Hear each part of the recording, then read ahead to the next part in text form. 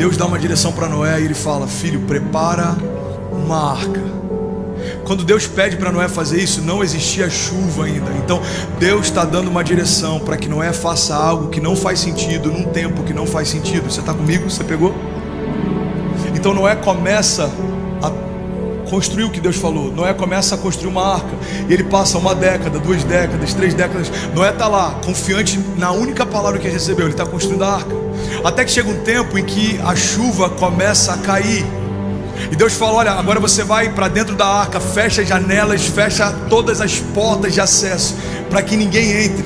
Irmão, do lado de fora da arca estavam todos aqueles que caçoavam de Noé, enquanto ele construía a sua base de proteção. Irmão, Noé parecia estúpido, até que as primeiras gotas de chuva caíram.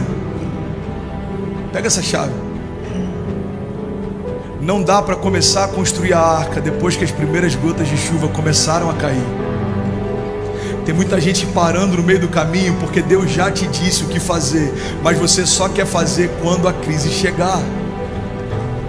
Tem muita gente parando no meio do caminho porque quando as gotas começam a cair, fala: é verdade, a crise está vindo, eu preciso construir uma arca. Deixa eu te falar, irmão, não dá mais tempo. Toda palavra que Deus te deu, Ele está antecipando uma crise que ainda está por vir.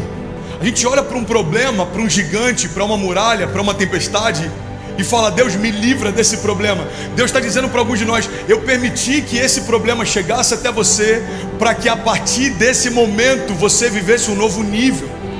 E o problema é que às vezes a gente está olhando para fora, esquecendo que as maiores tempestades estão acontecendo dentro.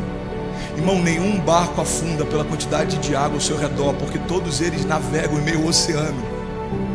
Mas todo barco que afundou é porque em algum momento deixaram a água entrar. Você está comigo? Diga amém. Essas crises têm muito mais a ver com como você está do que como as coisas estão. Às vezes a gente está angustiado achando que a nossa crise é o final da nossa história, quando na verdade o poder do Evangelho não se revela só quando um problema vem, mas é como a gente reage a partir desse problema. O problema não é de quem está liberando lixo, o problema é de quem está levando isso para dentro de casa. O problema não são as más notícias no jornal. O problema é se os jornais são o meu devocional. O problema não é se a mídia está querendo espalhar terror sobre a população. O problema é se eu não carrego uma palavra de esperança. Irmão, todo lugar que não foi preenchido por Deus vai ser preenchido por alguém. Então, se eu não estou sendo preenchido de palavras de esperança, de fé, de vida, a primeira má notícia vai encontrar espaço dentro de mim. Fé não é a certeza de ondas calmas. Fé é a certeza de que mesmo que elas me afundem, Deus sempre me traz à tona de novo. E de novo, e de novo, e de novo. E esse é o poder do testemunho, porque em algum momento alguém vai afundar do teu lado e você vai falar: ei irmão, fique em paz, eu já tive onde você está. Sabe qual que é o poder do Evangelho?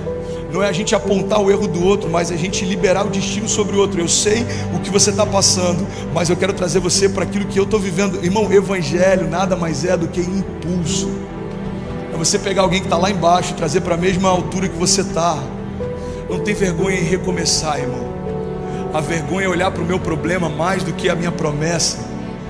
A vergonha é esquecer que dentro de mim existe a própria vida de Deus. Irmão, não tem vergonha em passar por dificuldades, mas você não pode parar em meio a elas. É normal, porque a fé, ela precisa ser falada se a gente espera que ela também seja vivida. Quantas vezes a gente vê Jesus perguntando para alguns homens: ei, o que você quer? Porque na verdade ele queria ouvir daquele homem: o que você crê? O que você quer? O que queres que eu te faça? Jesus, eu quero voltar a enxergar. Então seja feito conforme a sua fé. O que você quer? Jesus, eu quero poder ser livre dessa lepra e voltar para minha família. Então seja feito conforme a sua fé. A questão não é se Jesus tem proporcionado encontros. A questão é se a gente está dizendo para Ele o que a gente precisa quando esse encontro acontece. Deus é poderoso para fazer infinitamente mais do que tudo aquilo que pedimos ou pensamos, segundo o seu poder que em nós atua. Ele sempre faz mais do que esperamos.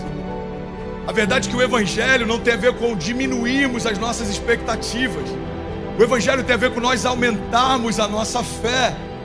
A gente está o tempo inteiro tentando ressignificar o que Deus pode fazer, quando na verdade Deus quer elevar a nossa expectativa naquilo que Ele vai fazer.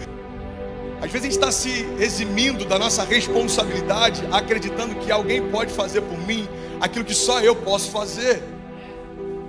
O que eu quero te lembrar é que talvez hoje o que você entende como sendo um problema que vai te parar, eu declaro o nome de Jesus, irmão, pode ser um milagre que vai te mover. Depende de como você encara a sua tempestade. Se você parar de procurar quem é o culpado pelo problema, você vai começar a viver o teu próprio milagre. Enquanto a gente ficar procurando de quem é a culpa, a gente não consegue viver o próximo milagre. Sabe, a grande verdade é que essas crises têm muito mais a ver com como você está do que como as coisas estão.